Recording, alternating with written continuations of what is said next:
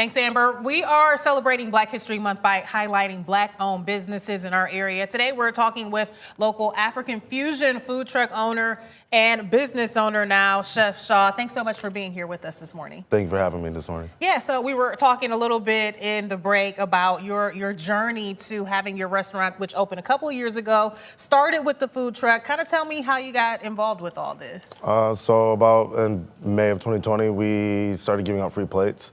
Right as COVID started happening, so I know a great time to open up a business. But was that your first year starting the food truck then, 2020? Yeah, yep. And then we subsequently bought our food truck the next year. Okay, so gotcha. But hang on, let's take it before then even. I mean, how did you get to having the food truck? How did you know you were interested in serving and getting into this business? I've been working in the restaurant industry from small mom and pops to big conglomerate places for about 15 years. Okay. And then I started giving out free plates. Nice. So that's how we originally started, and then we decided to turn it into a business. And was it always this African fusion? Kind of tell me about the cuisine that you serve. Yeah, absolutely.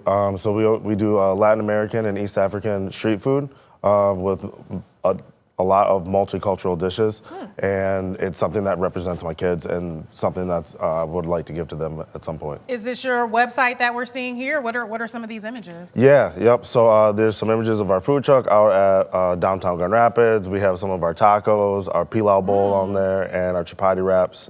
We do weddings, we do graduation parties, everything like that. Some good looking stuff, and I've heard a lot of great things about the food for sure. So, all right, so 2020 is when you all kind of really got started. Like you said, not a great year for any small business, but here you are still flourishing. So what happened after 2020? So once we got our food truck, we worked really hard on that, and we continued to do initiatives for the next couple of years that gave back to our community. Nice. Like last November, for example, we did a No Hunger November where we gave out free plates every Sunday.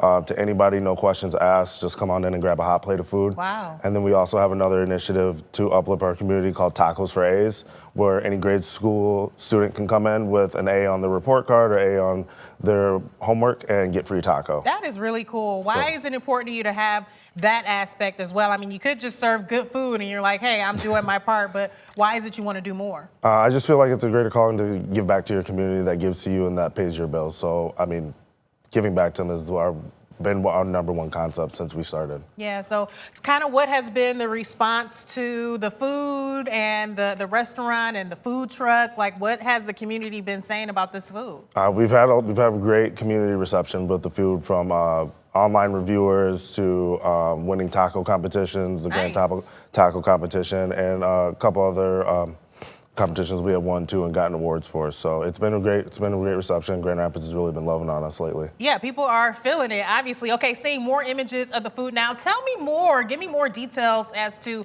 what's on the menu, maybe some of your favorite items. Yeah, so one of my favorite items on the menu is called our chapati wrap, which is like a stuffed flatbread that we do.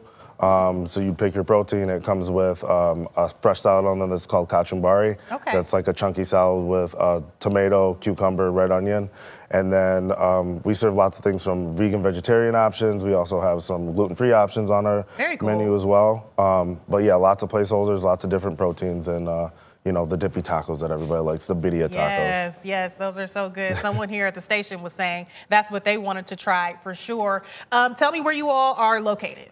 So we're located in the North Quarter Creston neighborhood, 1539 Plainfield, and then yeah, our truck you can find anywhere in Grand Rapids or so the truck is still operating. You all are just kind of out and about with the truck in addition to having your takeout restaurant. Okay. Yes, exactly. Very, very cool. What does it mean to you? You know, we are recognizing Black-owned businesses. You've been in business, like you said, for about 6 years now. Small business, being an entrepreneur is difficult in itself. What does it mean to you this Black History Month to be in business, you know, now 6 years, as you said, and serving the community in such a successful way? I mean, it means a lot to, once people say that once you get past the 5 years, that's kind of where the breaking point is. So we've made it to the 6th year and we keep on pushing to hopefully make it to 10 years, but I love the fact that the community here in Grand Rapids is supporting a small Black business like us and other small Black businesses around here too. So. Absolutely. What are you wanting to do next? Do you hope to have more storefronts, more food trucks? Where are you going from here? We're shooting for a full service restaurant at some point, maybe something small, a little bit more intimate, 10 to 15 tables, but that's still in the works here. All right, very cool. I'm also just more curious about your background. You know, did you watch your parents cook? Like, where did you get these skills to offer this really kind of unique cuisine, I would say? My dad cooked a lot when I was younger, a lot of soul food, so I learned a lot from him. And then I did a lot of independent research when it came to this specific cuisine, and learning from any chef that I've ever worked under or worked with. So it's just been a growing and expanding my knowledge journey for me, really. Well, what is your culinary background? I mean, you talk about learning under these different chefs. What has your journey been? My journey's been, like I've worked with Chef Jenna over at Amore. I've worked, I opened up the Twisted Rooster over on 28th Street. Yeah. The Knapp's Corner Hopcat, opened that one as well. And then a couple different Outback locations. So like I said, I've learned the systems and the placements that work in big conglomerates, but then also to put your love back into your food from a smaller mom and pop spice. Yeah, and that's actually what I was gonna talk about next. Just like the love of food, the love of serving. I always say that like cooking and serving food is kind of one of my love languages because it's something I enjoy doing for the people that I care about. What does it mean to you to serve people in the community? And there's something about seeing people enjoying your food, right? Yeah, absolutely. And then it's even better when they know that they don't have to pay for it and they don't have to work for it sometimes. Yeah. And then and that's the big thing is, like you said, that I like to feed people that I love and I love this community. So I love to give back to them and continue to feed them. That is really fantastic. Before we go, anything else about the free plates? I mean, that's obviously something that is important to your business. How often are you doing that? Is that something that we can look ahead to in the future? Yeah, so we're going to shoot for it again this November. Nice. And once again, do every Sunday in November. And we do it from like noon to 2 or noon until we run out of food.